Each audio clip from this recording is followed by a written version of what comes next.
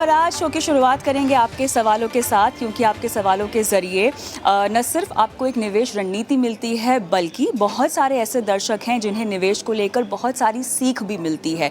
तो चलिए, हमारे साथ आज शो में जुड़ चुके हैं पंकज मटवाल, जो कि एमडी हैं ऑप्टिमा मनी मैनेजर्स के, Vishwajeet Parashar, mutual fund expert. आप दोनों का स्वागत है हमारी इस बेहद खास पेशकश में। और चलिए विश्वजीत जी, हमारे पहले दर्शक जो कि आपसे सवाल पूछना चाहते हैं, सुशील, वो फ़ोन लाइन पर हमारे साथ मौजूद भी हैं। नमस्कार सुशील, कहाँ से बोल रहे हो आप, क्या करते हो? नमस्ते मैम। जी नमस्ते, कहाँ से बोल रहे हैं? मैम मैं एमपी से बोल रहा हूँ मैम। एमपी से बोल रहे हैं। बताइए सुशील, जो आपने सवाल भेजा है उसमें आपको 8 लाख रुपए एकमुश्त निवेश करना है और फिलहाल 2000 की 2 एसआईपी आपकी चल रही है। बेटी की शादी के लिए दरअसल आपने निवेश का पोर्टफोलियो बनाकर रखा है। मोतीलाल ओसवाल मिड कैप 1000 रुपये, एसबीआई का स्मॉल कैप 1000 रुपये और 8 लाख रुपए एकमुश्त आपको निवेश करने हैं। मुझे बताइएगा कि कितनी अवधि के लिए आपने ये लक्ष्य अपने बांध के रखे हुए हैं? कम से कम 15 साल, 15 ईयर मैम। कम से कम 15 साल, ठीक है। तो 15 सालों के लिहाज से ही हम आपको सलाह दिलवाएंगे और उम्मीद करते हैं कि आप जब भी हो सके अपने निवेश को बढ़ाएंगे। कितना आपको कॉर्पस चाहिए होगा, क्या आप बता पाएंगे?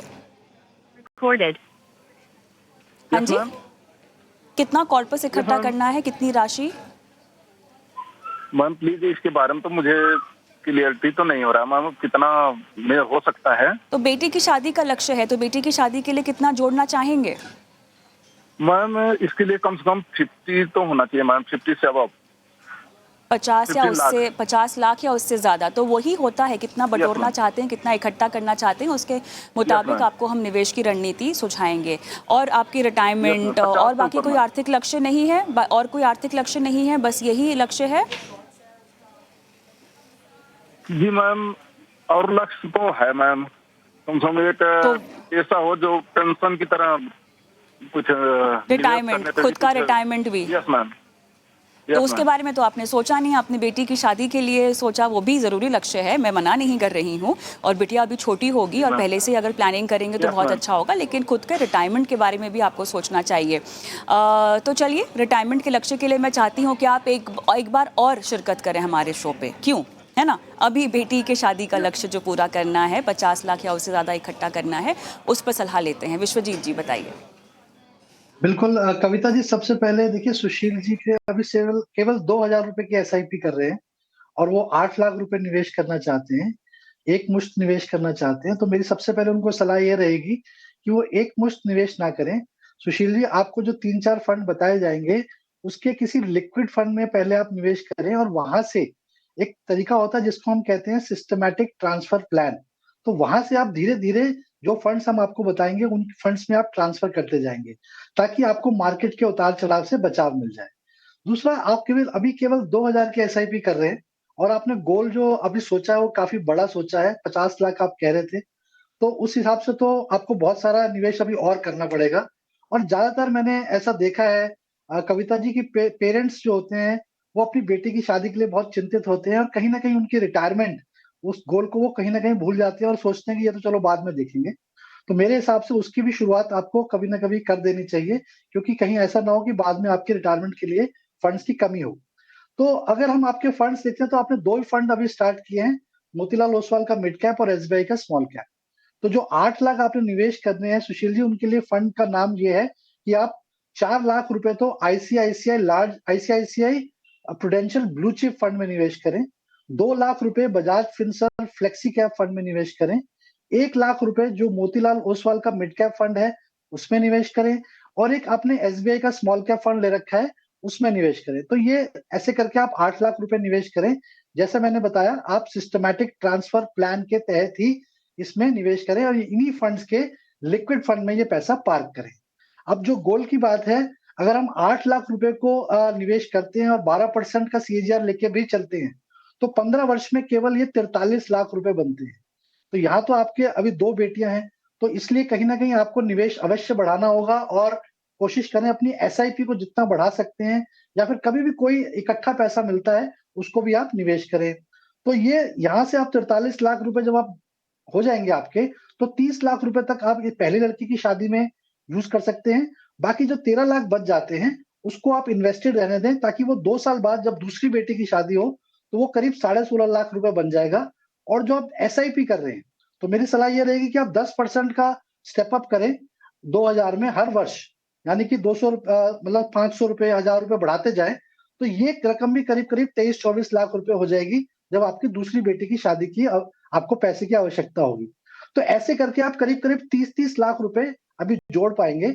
और अगर आपको लगता है कि 50 लाख आज की तारीख में चाहिए, तो ये महँगाई को जोड़ लेंगे तो ये कहीं रकम कहीं डबल हो जाएगी। तो उसके लिए आपको आज से ही कहीं न कहीं से अपना निवेश बढ़ाना होगा, तभी जाके आप जैसी शादी आप बेटी की करना चाहते हैं, वो अच्छे से कर पाएँगे। तो कोशिश करें निवेश बढ़ाएँ, ये 4 फंड्स जो मैंने बताए हैं, इसमें निवेश करें और कोशिश करें एक साथ ना लगाएँ, एसटीपी के तहत। चलिए सुशील जी, तो फिर आपको बताए गए फंड्स में आप निवेश कर सकते हैं। कोई और सवाल आपको पूछना है? निवेश बढ़ाना होगा, ये क्लियर कट सलाह। Okay ma'am. All the best. आगे बढ़ते हैं और वसीम मुल्ला साहब हमारे साथ फ़ोन लाइन पर हैं, जो कि पंकज जी से अपना सवाल पूछना चाहते हैं। वसीम नमस्कार, कहाँ से बोल रहे हो? नमस्कार मैडम, सांगली डिस्ट्रिक्ट से बात कर रहा हूँ, महाराष्ट्र।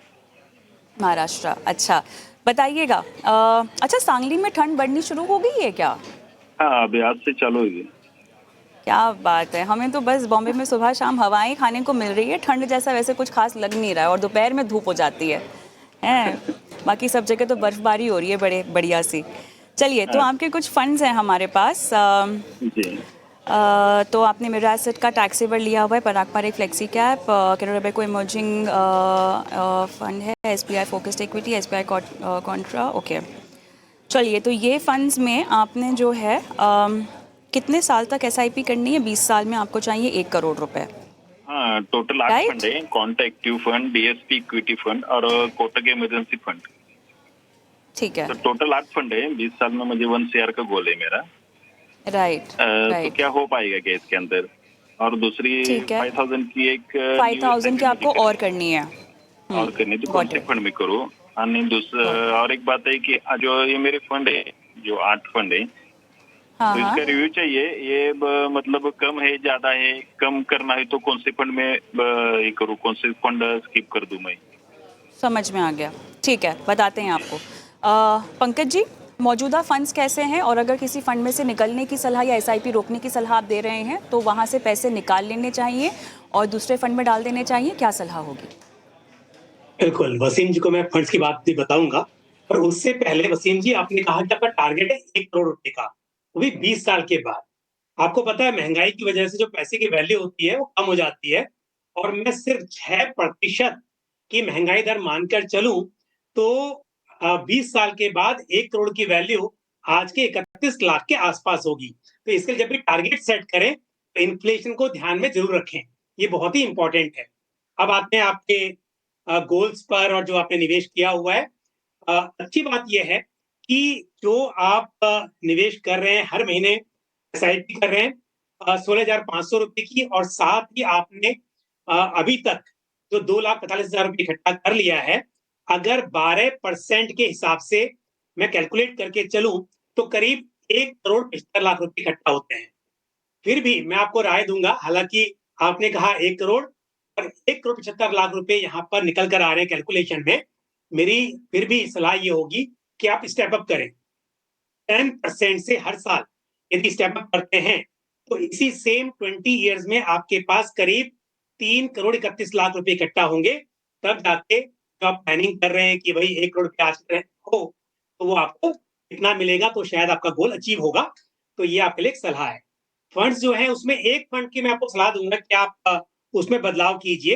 आपके पास जो एसबीआई फोकस्ड इक्विटी फंड है, वो फोकस फंड को आप डाइवर्ट कर दीजिए एसबीआई कॉन्ट्रा फंड में, क्योंकि ऑलरेडी आपके पास में फ्लेक्सी कैप फंड है। तो इस फंड से मैं आपको सलाह दूँगा, निकल कर आप एसबीआई के कॉन्ट्रा फंड में आ जाइए। और जो अभी तक अमाउंट इकट्ठा हुआ है, यहाँ पर क्योंकि आप एसआईपी कर रहे होंगे, तो एसआईपी कर रहे हैं तो यहाँ पर अगर अभी आप रिडीम करेंगे, तो आपका short term capital gain tax भी लग सकता है, और साथ में एग्जिट लोड भी एप्लीकेबल होगा। और फंड इतना खराब नहीं है, ये मैंने सिर्फ आपके पोर्टफोलियो को सही बनाने के लिए कहा है, तो आप उसमें भी बने रहिए। फिलहाल यूनिट्स को रिडीम मत कीजिए, आने वाले समय में फिर देखेंगे कि कैसा रहेगा। पर फिलहाल के लिए आपसे बने रहिए, पर आगे की एसआईपी जो है, वो आप कॉन्ट्रा फंड में कीजिए। और साथ ही आप ₹3000 जो है वो आप क्योंकि ₹5000 को ऐड करने हैं, ₹3000 ऐड कीजिए कोटक इमर्जिंग इक्विटी फंड में और साथ में एक महिंद्रा मैनुलाइफ स्मॉल कैप फंड, इसमें आप एसआईपी स्टार्ट कर दीजिए ₹2000 की। तो जो ₹5000 नया निवेश करना है उसके लिए 2 फंड मैंने बताए, एक आपके पोर्टफोलियो में ऑलरेडी है, मिड कैप फंड उसमें आप कीजिए 3000 और 2000 के लिए स्मॉल कैप फंड ऐड कर दीजिए, तो ये बनेगा आपका सही पोर्टफोलियो। बाकी सब कुछ जो आप कर रहे हैं, वहाँ पर आगे बढ़ते रहिए। ऑलराइट, चलिए कोटक इमर्जिंग इक्विटी में ₹3000 और महिंद्रा मैनुलाइफ स्मॉल कैप में आपको बोला हुआ है ₹2000 की एसआईपी आपको करनी है, जो आपको अतिरिक्त ₹5000 निवेश करने थे। वसीम, और कोई सवाल पूछना चाहते हैं? हाँ, नो थैंक्स मैडम, शुक्रिया। All the best. आगे बढ़ते हैं और समाधान जी का सवाल लेते हैं। नमस्कार सर। नमस्कार मैडम। सर, यही नाम है आपका? सही पुकार रही हूँ मैं? हाँ सही है मैडम। अच्छा सर, कहाँ के रहने वाले हैं, क्या करते हैं? मैं महाराष्ट्र से हूँ, नागपुर से। तो नागपुर मेरा से। एक सवाल था मैडम, मैंने एक्सिस जी। स्मॉल कैप में monthly ₹1100, Nippon India small cap में 1100, मोतीलाल ओसवाल मिड जी। कैप में 500। जी जी। तो मेरा पोर्टफोलियो लगभग अभी 18,000-19,000 के आसपास है। अच्छा तो मेरा अच्छा। प्लानिंग है 15 साल के लिए और 70 लाख का मैं एक्सपेक्ट कर रहा हूँ। ठीक है सर। चलिए, फंड्स तो आपने वैसे ठीक ठाक कैटेगरी के चुने हुए हैं, लेकिन उस कैटेगरी में क्या ये बढ़िया फंड है या नहीं, कोई खास लगाव स्मॉल कैप और मिड कैप से ही इतना हाई रिटर्न आता हुआ आपने देखा हो, तो इसीलिए अपनी एसआईपी शुरू की? Yes ma'am. अच्छा, तो मतलब 1 साल के आसपास ही हुआ है शुरू किए हुए? हाँ, लगभग 1 साल के आसपास हुआ है। चलिए ठीक तो है। मैडम मैं एक चीज भी कर सकता हूँ, हाँ। मुझे यही जानना था कि मुझे यही कंटिन्यू करना है या चेंज हाँ। करना है? मुझे 70 लाख का एक्सपेक्टेशन है, 15 साल तक मैं कर सकता हूँ ऐसा भी। 15 साल के लिए जो भी आपका फाइनेंशियल गोल है, जिसके लिए आपको 70 लाख चाहिए होंगे, वो काफ़ी होंगे ना, कम तो नहीं पड़ेंगे? नहीं, काफी होंगे मैडम। काफ़ी होंगे। चलिए ठीक है। विश्वजीत जी, मेरे ख्याल से समाधान का सवाल आपके पास होगा। तो इन्होंने शुरुआत ही small cap mid cap category से की है। बताइए कहाँ कहाँ गलती हुई है इनसे? जी, बिल्कुल कविता जी, जिन्होंने 3 फंड्स ले रखे हैं, जो कि 2 स्मॉल कैप है और 1 मिड कैप है, तो नेचुरली थोड़ा-सा एग्रेसिव पोर्टफोलियो है और जो अमाउंट अभी स्टार्ट करा है निवेश करने के लिए वो ₹2700 है और जो लक्ष्य रखा है समाधान जी ने वो काफ़ी बड़ा है 70 लाख का। तो समाधान जी, अगर ₹2700 के हिसाब से भी अगर हम निवेश करते हैं, 12% का सीएसआर लेके चलते हैं 15 वर्ष में, तो ये तो केवल 13-14 लाख रुपए ही बनते हैं। 13,62,000 रुपए बनते हैं। तो 70 लाख के लिए तो कहीं आपको 10-11 हज़ार रुपए की एसआईपी और इंक्रीज़ करनी पड़ेगी, तब कहीं जाके आप अपने लक्ष्य तक पहुँच पाएँगे। तो कोशिश करें जितनी एसआईपी आप बढ़ा सकते हैं, जब कोई एकमुश्त पैसा मिले तो उसको भी निवेश करें, ताकि आप एक अपने लक्ष्य तक पहुँच पाएँ। जो फंड्स हैं, 2 स्मॉल कैप हैं, तो उसमें से एक को रोक सकते हैं, एक्सिस स्मॉल कैप को रोक सकते हैं।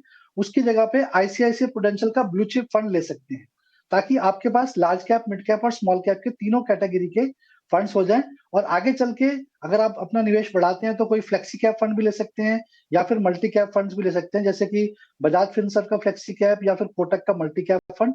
ऐसे फंड्स आप अपने पोर्टफोलियो में ऐड करें, बट कोशिश करें जितनी एसआईपी आप बढ़ा सकते हैं, ताकि आपका जो लक्ष्य है 70 लाख का, आप उसके नज़दीक पहुँच सकें। चलिए, तो समाधान जी, आपको ये सलाह समझ में आई है क्या? कुछ और पूछना है आपको सवाल विश्वजीत जी से? नहीं मैडम, तो आ गई madam. Hmm. Thank you madam, thank you so much. Yeah all the best, all the best. Vishwajeet ji, हम बाकी के दर्शकों को भी फ़ोन लगाने की कोशिश कर रहे हैं, लेकिन जब तक हमारे पास दूसरे कॉलर्स आते हैं, क्या जोखिम हो सकता है अगर कोई निवेशक मिड कैप स्मॉल कैप में अपनी फर्स्ट इन्वेस्टमेंट से शुरुआत करना चाहे तो? मतलब ऐसा कोई निवेशक जो कि शायद स्टॉक्स में भी निवेश करता हो, लेकिन उसी के साथ साथ अगर वो म्यूचुअल फंड के ज़रिए इक्विटी बाजार में पार्टिसिपेट करना चाहे और उसके लिए वो मिड कैप स्मॉल कैप की सिलेक्शन करना चाहे, तब भी क्या उनके लिए जोखिम भरा हो सकता है? क्योंकि नॉर्मली हम कहते हैं कि अगर आप फ्रेश हैं फॉर शेयर मार्केट, तब आपको जोखिम जो है थोड़ा सा लग सकता है, बट अगर आप ऑलरेडी शेयर बाजार को समझते हैं, स्टॉक का पोर्टफोलियो है, तो मेरे ख्याल से आप शुरुआत कर सकते हैं mid cap small cap fund से। क्या तब भी वो गलत होगा? क्या कहेंगे? बिल्कुल कविता जी, देखिए जोखिम जो है वो डिपेंड करता है उस पर्सन के ऊपर कि उनके लाइफ के और बाकी गोल्स कैसे हैं, वो कितना रिस्क लेना चाहते हैं।